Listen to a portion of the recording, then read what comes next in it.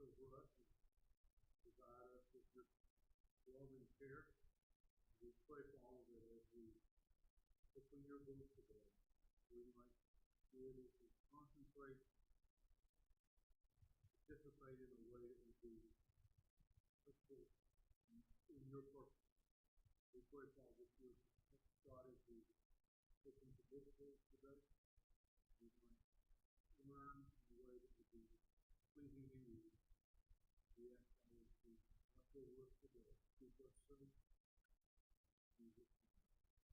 Amen. All right, so we're delving into the book of Esther this morning. The book's divided into 2 lessons. I'm going to teach both of them. I talked to Adam about this last week, and that was before their unexpected medical drama that they're having with some of Tiffany's families. I don't think that was the vacation they thought they were fixing to go on, and that's just unreal that they're having to deal with that right now. So, anyhow, I love the book of Esther. What's the main thing everybody knows about the book of, well, every Christian knows about the book of Esther?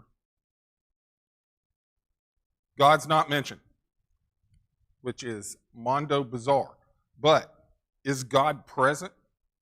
Oh, absolutely. And one of the reasons I think that this book appeals to so many of us is you see the providence of God in action.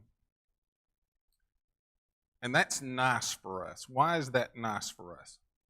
Why is that encouraging and beneficial to us?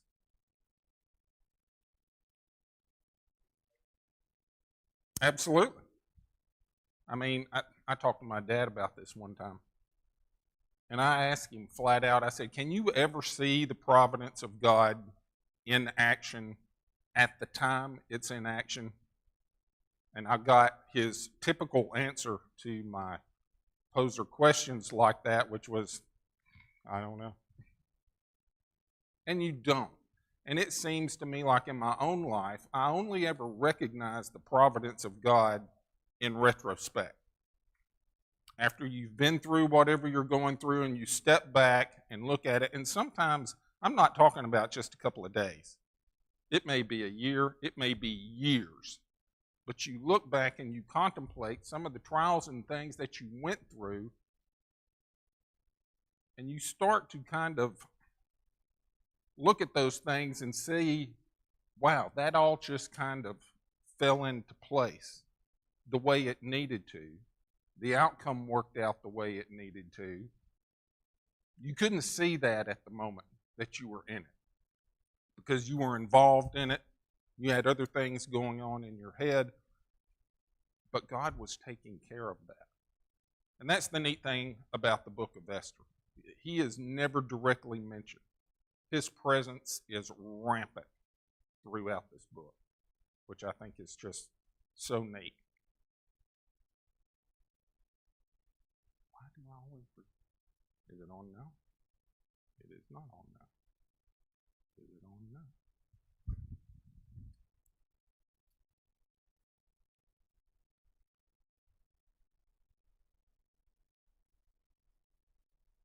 Should be on.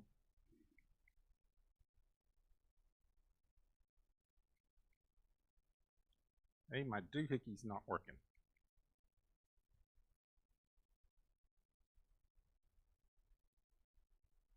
Try it now. It is on. It disappeared. Yay! Introduction. All right. Esther is actually the character's Persian name, which translates as star.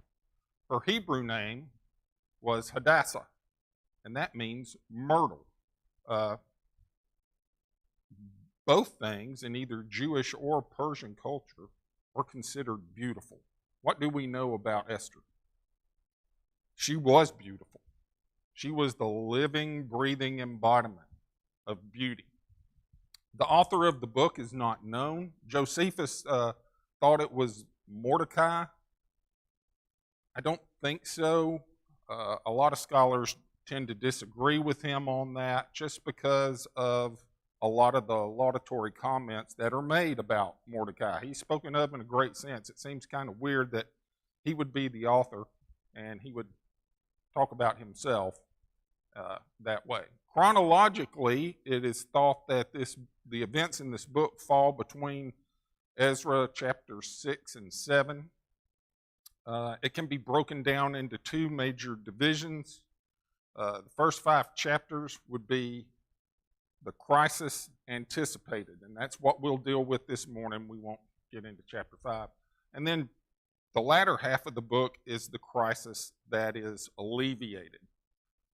As we mentioned before, God is never mentioned, and the end of the story also deals with the origin of the Feast of Purim.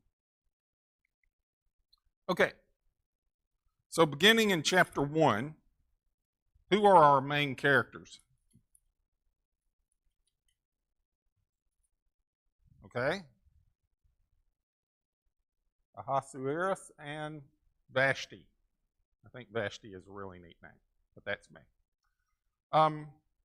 What type of Persian king was Ahasuerus?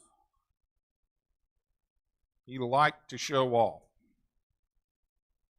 which seems to be par for the course with a lot of the Persian kings. You know, you're the king, and you're wealthy, and let's show that off. So the book opens in the 3rd year of his reign, and what is he doing? He's showing off, but how is it he's showing off?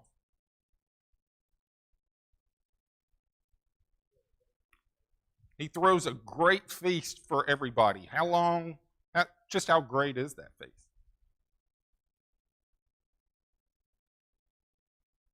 180 days. 180 days. There's 365 days in a year. We're talking about a feast that lasts roughly 6 months. Now, I don't know about y'all. Whenever we have a potluck with all the good food and stuff, once I've made a couple of passes through that, I'm done. I don't ever need to eat like that again until the next potluck, which is usually about 6 months away. 6 months of feasting, of partying. I'm not a party guy. That would get old for me very quickly. But then he holds another 7-day feast. That's like a nightcap that lasts for another 7 days. And one of the interesting things to me, I'm a writer. I like description. It talks about that in verse 6. It talks about the decor, the things that they had. There were white and blue linen curtains fastened with cords of linen and purple on silver rods, and marble pillars, and couches were of gold and silver on a mosaic pavement of alabaster, turquoise, and white and black marble. And they served drinks in golden vessels, each vessel being different from the other, with royal wine in abundance, according to the generosity of the king. We are talking about extravagance that is taken to the max. No expense is spared whatsoever. This is how rich, this is how powerful that the Persian king was. Now, that's kind of mind-boggling. That's saying something, right? But let's keep things in perspective. Would this have held a candle to the days of Solomon? There was never a king before or after the likes of Solomon, Scripture tells us. So, still, this, for average Joes like us, this is incredible.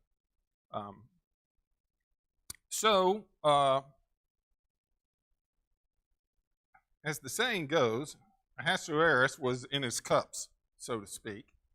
And what idea strikes him?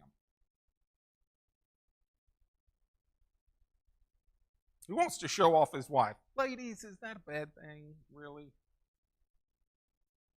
I mean, I like showing off my wife. She's beautiful. How? Who was he wanting to show her off to? A bunch of drunk men. Yeah, his cronies. That's who he's wanting to show her off to. How does he want her presented?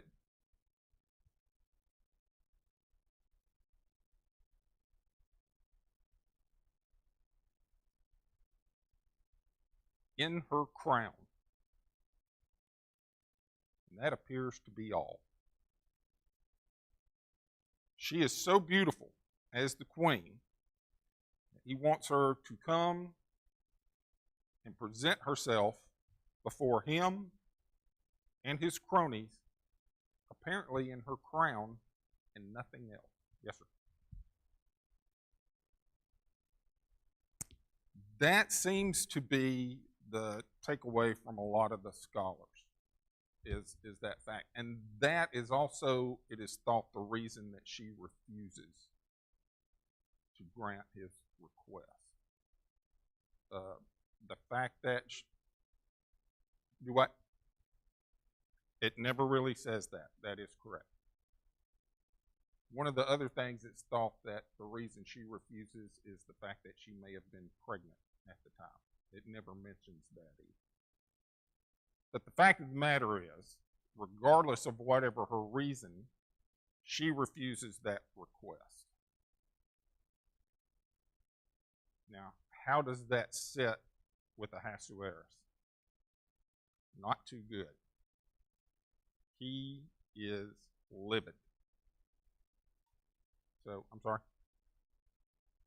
So, what tack does he take?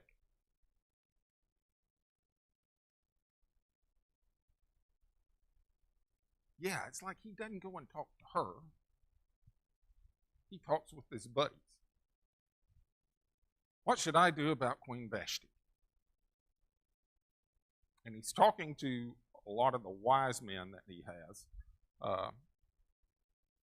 But we've got this fella named Memucan.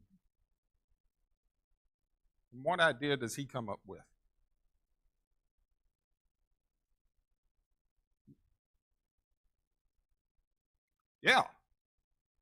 Yeah, he's afraid that she is setting a very bad example for the other wives in the empire. And he even goes on to say, in verse 18, he says, the very day that the noble ladies of Persia and Media will say to all the king's officials that they have heard of the behavior of the queen, thus there will be excessive contempt and wrath. So in other words, he's afraid that Vashti's example is going to cause women throughout the kingdom to disobey their husbands, to hold them in contempt, to believe they don't need to do what they say. So, he says, if it pleases the king, let a royal decree go out from him, and let it be recorded in the laws of the Persians and the Medes, so that it will not be altered, that Vashti shall come no more before King Ahasuerus, and let the king give her royal portion to another who is better than she. So Vashti's out. She is no longer queen. And it goes on to say in verse 20, and when the king's decree, which he will make, is proclaimed throughout all his empire, for it is great, all wives will honor their husbands, both great and small. How did this idea go over with Ahasuerus? Yeah, he's like, hey, I like that. Yeah, let's do that. And so he does, and this proclamation is sent throughout all the Persian Empire. What follows then is kind of interesting. Between chapters 1 and chapter 3, or chapter 2 rather, you've got about a 3, maybe 4-year gap. The Greek historian Herodotus kind of fills this in a little bit. One of the reasons he lists probably for this feast that took place for so long is that Ahasuerus plans to invade Greece. And so this feast may have been held to promote that, to build up enthusiasm and support for that. And he engages in that. Unfortunately for him, he is repelled. He is defeated by that. It is also during this time, as an interesting little side note, that he fell in love with a niece. And Vashti, who had, even though she was no longer queen, she was still, I guess, accorded certain favors, so to speak. She waited for his birthday to make a request. And apparently it was a Persian custom that a king would not deny a request on his birthday. And she was jealous of the fact that he had taken up with this niece. And so she knew he couldn't refuse this request on his birthday, and she was granted the right to mutilate the niece's mother.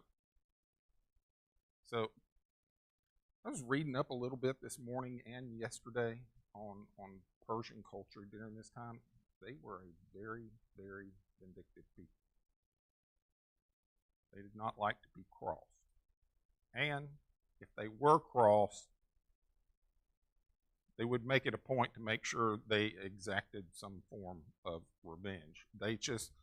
They were a society that actually worked on an honor system, and they held that in very high regard. And if you dishonored them, then they felt like they needed to retain that by dishonoring you. So it's very, very interesting. So, chapter 2, I love chapter 2 because this seems to be, I think this is scriptural authority for beauty pageants, Janet, to tell you the truth. So during this time period, Ahasuerus, he remembers Vashti and the decree against her, and it may be that during this period he's been consumed with other things, like this invasion of Greece and such, that he really hasn't considered taking on another queen or officially naming another queen. So, what do his servants suggest?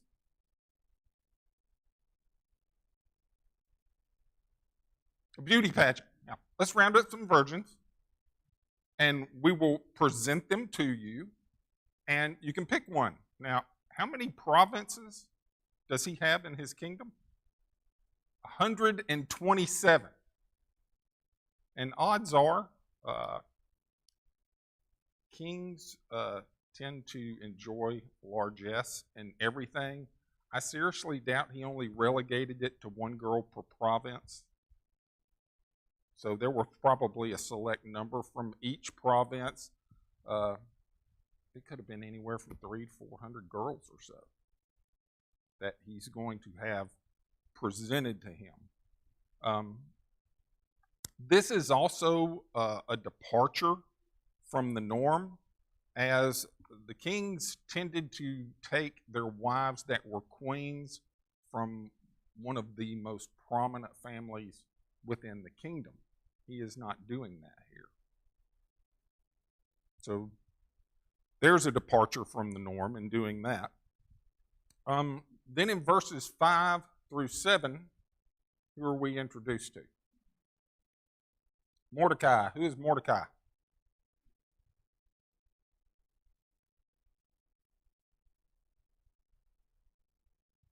Yes, he is her cousin, who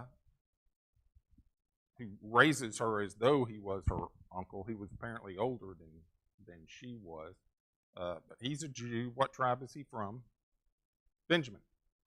He's from Benjamin. Is he a man of good reputation? Apparently so. So, we're introduced to him. And we're told about Esther. She's introduced in verse 7. And then beginning in verse 8, you have the introduction of her. We see that she is lovely and beautiful.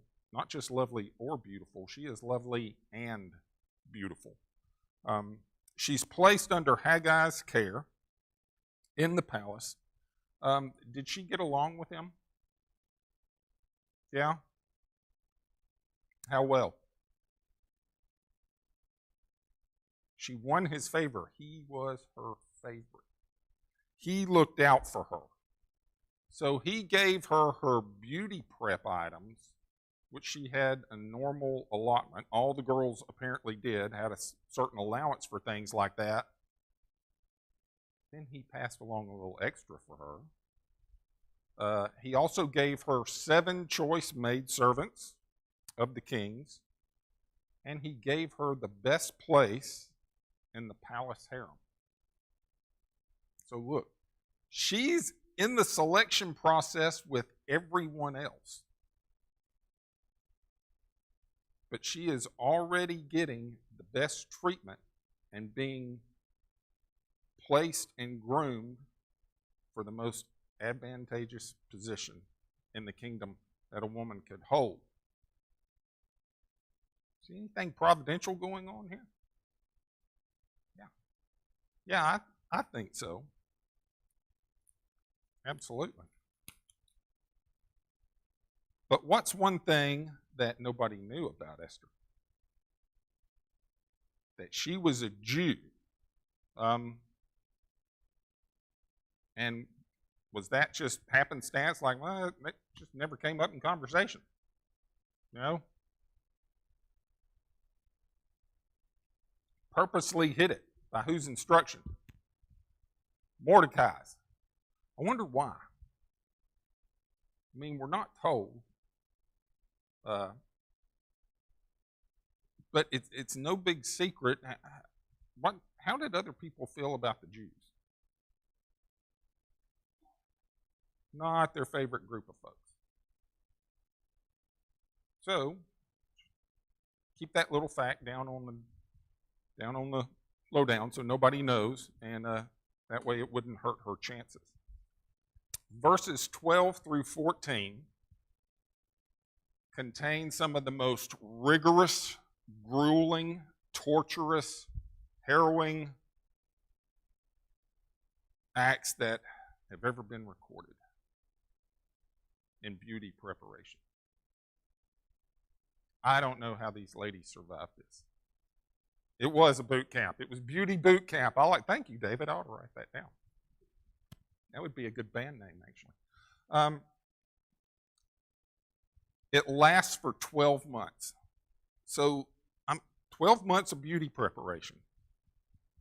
I could make a joke right now that's usually how much. Okay, I'm not going to go there, sir. I won't make the joke. They have 6 months of oil of myrrh, and then 6 months with perfumes.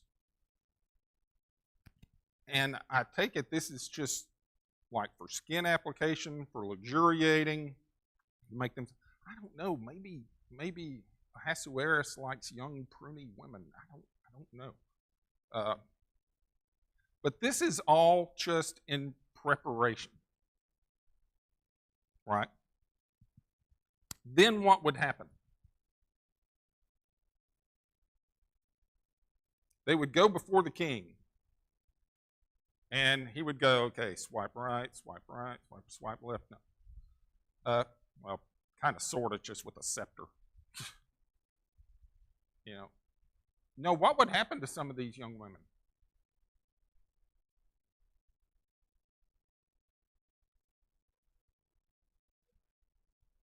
Yeah. They were allowed, when they were selected, to be with him for the night. They could take anything with them. Following morning, ding, I crown you concubine, and I'm going to put you over in here, and I'll see you when I see you, if I want to see you. That's That seems pretty harsh. I mean, you're a young woman, your whole life's ahead of you. You become the king's concubine. Seems like a good gig. And then you're essentially imprisoned until he has a whim. Hopefully, he'll think of you someday and call you forth again. And I mean, it's not like it's hard labor, but still, it just seems a bizarre life, and it really kind of makes you feel for a lot of these young ladies in that regards. What does Esther do when it's her time? Now, she can take anything with her that she wants to kind of give her some sort of advantage.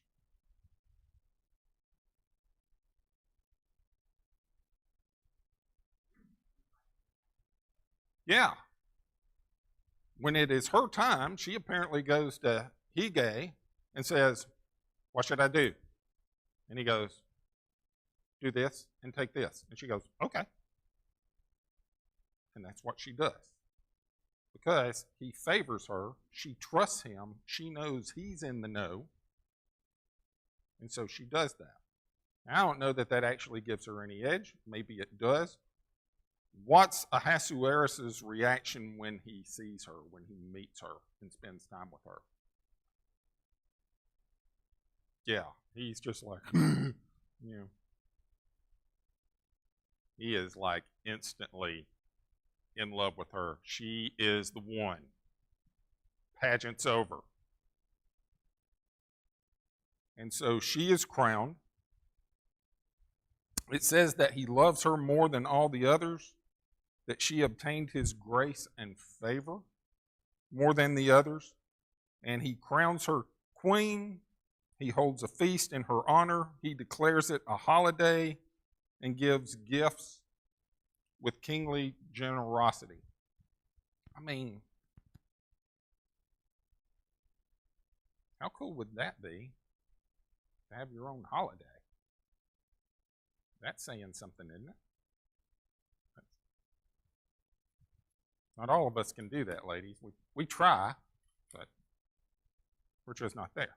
Now, apparently, beginning in verse 19, says the virgins were gathered together a second time. I don't know that this is talking about the same group of virgins. I don't know how many of those women were still virginal after having spent a night with the king. It could be that there had been a little bit of lapse of time, that Ahasuerus kind of liked the beauty pageant thing and maybe decided to hold another one. I don't know that. But what do we know, according to verse 19, about Mordecai now? Where is he situated? At the king's gate. That is actually a position that carries a little bit of prestige to it. And that could have been something that he attained through Esther once she became queen. That might have been a request that she had made to put Mordecai in that position.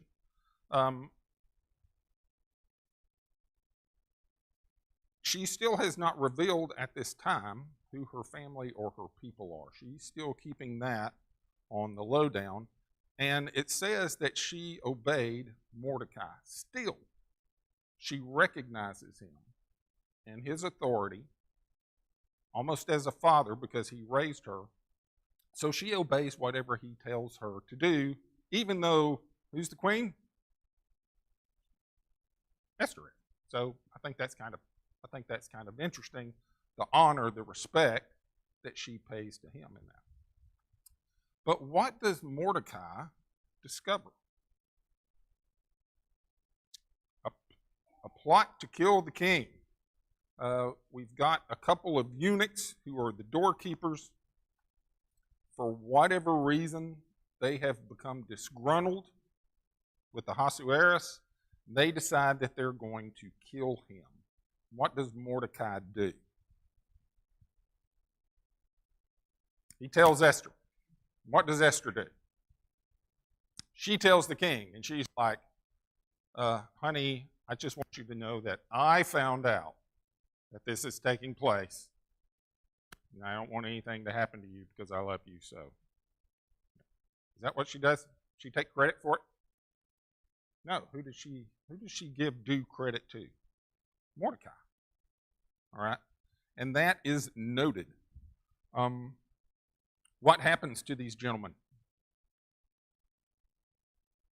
They're hanged. My translation, I'm using New King James Version, says they were hanged on a gallows. Does anybody's say different? Hanged on a tree, which is actually the way that phrase should be translated. So here's the thing, and this is really kind of interesting because Dawn was channel surfing yesterday, and what was it, on AMC or Turner Classic Movies or something like that? We landed on the Clint Eastwood film, Hang 'em High. So we watched it. I hate picking up on stuff right in the middle, but it's Clint Eastwood. It's a Western. You kind of get sucked in. Hanging from a gallows, as depicted in a Western, was not a normal form of execution in this day and age. One of the things I was researching actually this morning was how the Medes and the Persians publicly executed people during the days of their empire. They were pretty inventive. They had a lot of different ways that they went about that. They actually employed crucifixion. And a lot of times, when you see this phrase talked about being hung on a tree, or hung on a gallows, as it's sometimes misinterpreted in Scripture, what it's actually talking about is not hanging from a rope by your neck until dead. It's talking about being hung up on a tree. What was interesting about the way the Persians employed crucifixion, it was a little bit different than what the Romans did. You know, the Romans typically used a T-shaped crucifix, or a tall, as it was known. So you had the hands extended out on the crossbeam, and you had the feet nailed to the center post. The Persians didn't do that. What the Persians would do was just use the crossbeam. And they would nail your hands together directly over your head and let you just hang like that, or they would stretch them out on the crossbeam and just hang like that. Either fashion, it was a long, torturous death because it just allowed the weight of your body to pull down, and gradually you suffocated from the bearing of that. However, hanging on a tree can also refer to impalement, which was used far more in the Persian Empire. And the Persians had kind of perfected this form.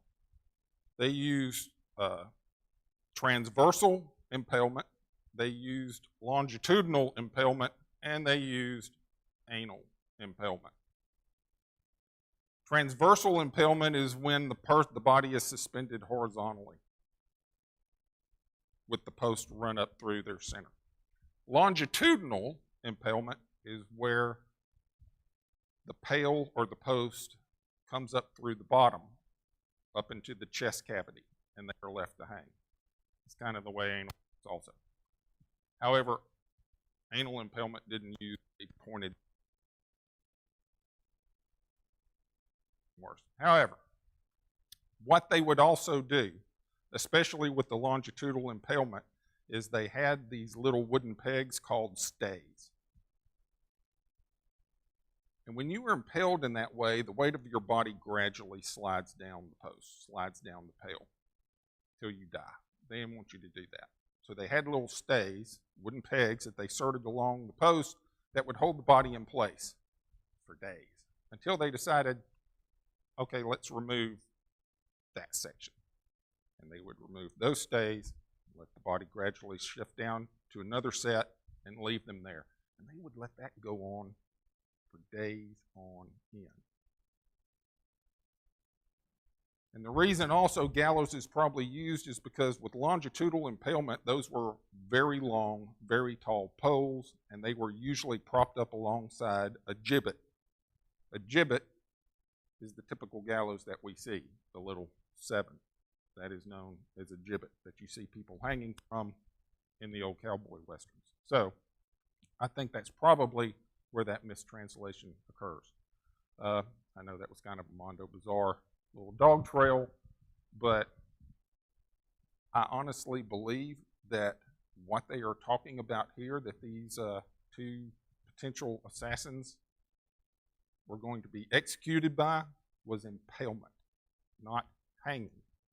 I also believe, when we see later on, that Haman wants to have Mordecai put to death, and so he has a gallows built to hang him. He's talking about public impalement. You can't blame Mordecai for getting super duper upset about that when he learns of that. So, comments, questions? No? I know, that's kind of morbid. Who wants to talk about that anymore? Let's go back to talking about the beauty pageant again. No. Chapter 3. Chapter 3, dun dun dun, we have the introduction of the villain. Who is the villain? Haman.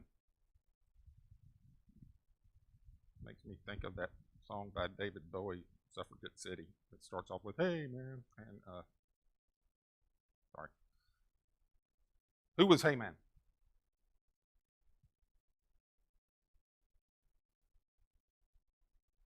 Yes. He was like the #1 official, apparently. It's interesting, he's not mentioned in chapter 1 as being one of Ahasuerus' top 7 officials, but apparently during this time frame, he has worked himself up where he is like head and shoulders above all these other guys. He is almost like a prime minister or a vice president, so to speak, in the kingdom. And you've got to have the ear of the king to be able to gain his presence all the time. He had apparently an easier time gaining an audience with Ahasuerus than his own wife did. I'm sure he had to jump through some protocols and hoops and stuff, so to speak, but he was able to do that. He's the son of Hamadatha, who was an Agagite. There's some speculation that one of the reasons he had such a hatred for the Jews was that he was a descendant of King Agag, who was an Amalekite. He was the Amalekite king that Saul was supposed to have executed but didn't, and so Samuel did. However, that would kind of buck against Scripture. There was actually a little town or province in Assyria, a place in Media, that was called Agag. So he's probably an Agagite in that was the area, that was the district that he was from, which would make a lot more sense. But he's been promoted or advanced and set above Ahasuerus' princes. And what was the reaction he tended to garner from people when he walked in the room or walked down the street? Yeah, they kowtowed to him. You know, they paid homage. They recognized who he was, who his position was, what it indicated, and what was Haman like? Was he like, guys, no, don't do that. It's just me. It's all right. Is that the way he was? No, I imagine his feet didn't touch the ground. His head was so big, he's just kind of floating. Did everybody treat him that way? Not Mordecai. What's up with this guy?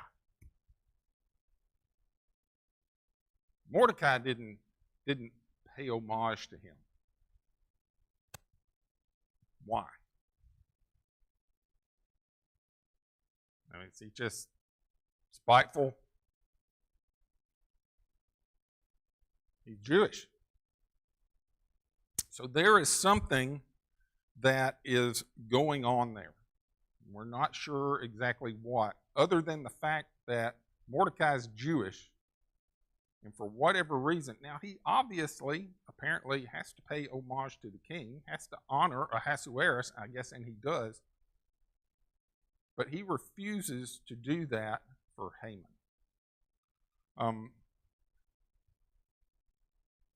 Haman is unaware of this until he is told.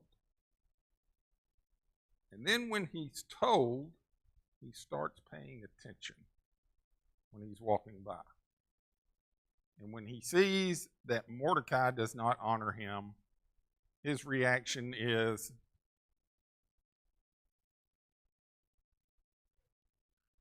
yes.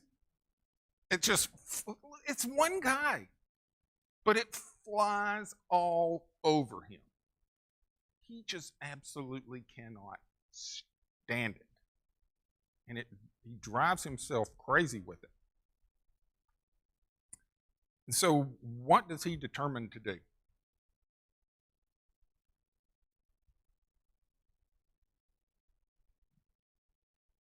Okay.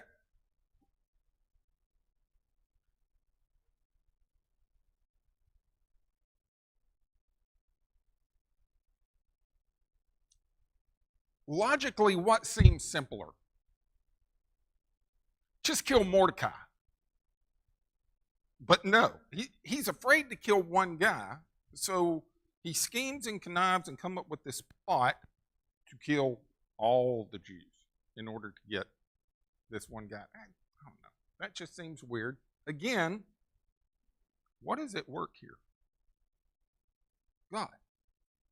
God's providence is at work in this. So he wants to annihilate these people. The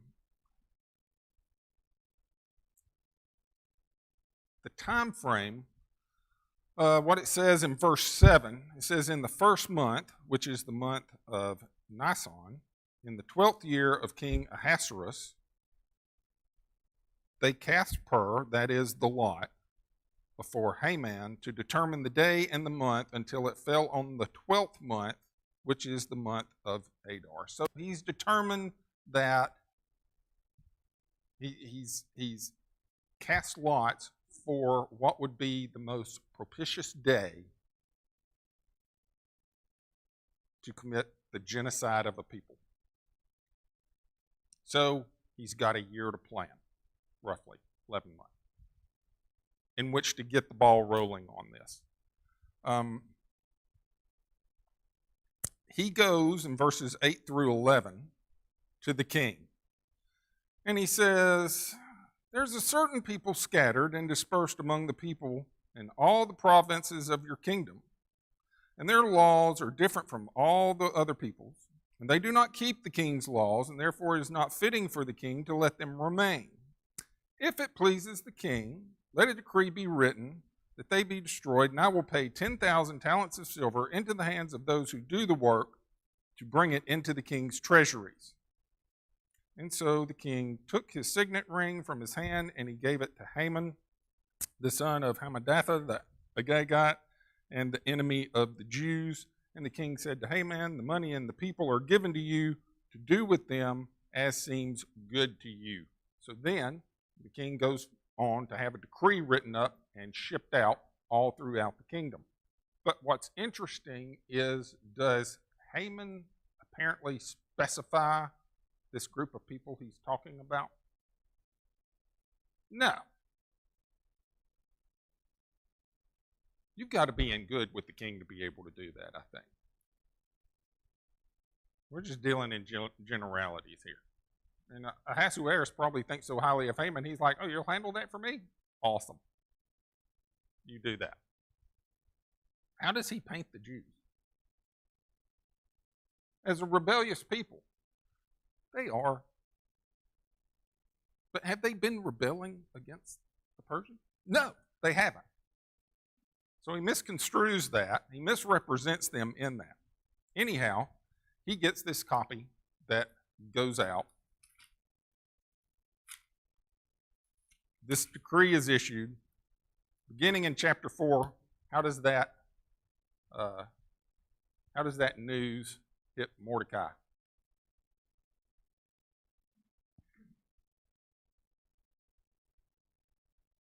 He sat in sackcloth and ashes. He went into the midst of the city as far as the front of the king's gate. Wouldn't actually cross that threshold because he couldn't like that. Not in mourning. Persian kings didn't like people to act like they're mourning around them because you're in my presence. You should be happy. Why are you crying? Remember? We went through that with Nehemiah. And all the people respond in pretty much the same way. There's great weeping, wailing, fasting. Everybody's in sackcloth and ashes. Word of his state gets to Esther. And so she sends clothes out to him. He won't wear them. Well, she wants to know what the problem is. I'm kind of puzzled by the fact that she didn't know about this, but she's the queen. She's pretty much kept out of the public forum when it came to things like this. So I believe she legitimately didn't know. And she asks,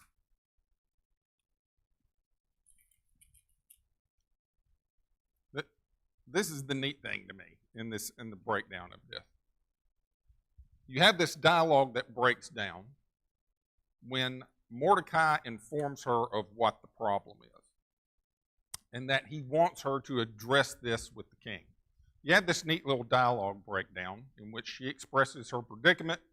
Mordecai responds to that, and then she responds in turn. And what we have here is, beginning in verse 11, when she speaks to him, she says, "All the king's servants and the people of the king's provinces know that any man or woman who goes into the inner court of the king who has not been called, he has but one law: put all to death." This is a common fact. Everybody knew this. If you try to go see the king and you haven't been sent for, you will die because you're bothering him. Right? Then she continues, "Except the one to whom the king holds out the golden scepter, that he may live." So there is a condition. It's risky, but there is an exception that will work. And she says, "Yet I myself have not been called to go to the king these 30 days. Here's my circumstances. He has not sent for me in a month. And if he hasn't sent for me in a month, I don't know that he wants to see me right now. It would be very dangerous for me to just present myself to him." So they tell Mordecai this, and Mordecai sends word back to her, "Do not think in your heart that you will escape in the king's palace any more than all the other Jews." Mordecai's like, it doesn't matter, you're the queen. There's going to be consequences because you're also a Jew. He says, "For if you remain completely silent at this time, relief and deliverance will arise for the Jews from another place." He is confident that they will be delivered. But he goes on to say, "But you and your father's house, you will perish." In other words, if she doesn't do what she ought to do, given her position as queen, there will be a comeuppance for that. That's an old word. And then she says, "Yet who knows whether you have come to the kingdom for such a time as this?" This statement should compel her to act. And so it does. She replies, "Go gather all the Jews who are together in Shushan and fast for me, neither eat nor drink for 3 days, night or day. my maids and I will fast likewise, and so I will go to the king, which is against the law, and if I perish, I perish. So she commands them to congregate. There's going to be a concerted effort on the part of Mordecai and the Jews and on the part of Esther and her maidens to do this. But what she does is she finds contentment and resolve in this decision, even though it may very well cost her her life. That is a hard mindset for people to attain, to grasp. It is very difficult. And what we see is there's compliance. They all do that. All right. We'll pick up here, chapter 5, Wednesday night.